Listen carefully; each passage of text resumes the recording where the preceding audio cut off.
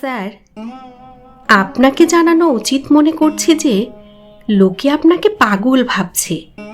আপনার শার্ট গুজে না পরার বিশ্রী স্বভাব, কথায় কথায় কপালে আঙুল ছোঁয়ানো এবং সুযোগ পেলেই এধার ওধার থেকে ছেলেদের জড়ো করে মাঠে নেমে পড়া নিয়ে খুব হাসাহাসি হচ্ছে। আপনি সতর্ক হয়ে কেন চলেন না? কেমন একটা ঘোরের মধ্যে সমস্ত ক্ষণ যেন বা শব্দ দূরের পাহাড়ে গুঁতো খেয়ে ভেঙে প্রতিধ্বনির মতো ঘুরছে। কাছের জিনিসে মন ওঠে না, না? শহীদের স্মৃতিফলক, নিম্ন বুনিয়াদী স্কুল, রাস্তার কল আপনার কবিতায় ঘুরে ফিরে আসুক না, আমার তাতে কি? কত রোজগার করেন জানি না।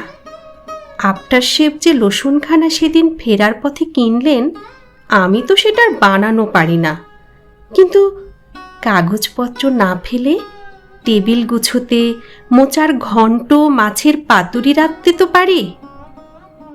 এছাড়াও পারি অনেক কিছুই, যেসবের শুধু অন্যের মুখে ঝাল খেয়ে আপনার সব চুল উঠে গেল।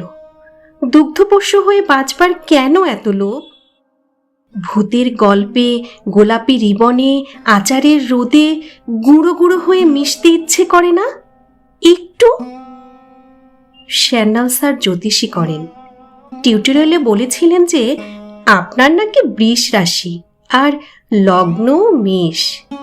ষাঁড় আর ভেড়ার কম্বিনেশন আপনার মতো দেখিনি সত্যি।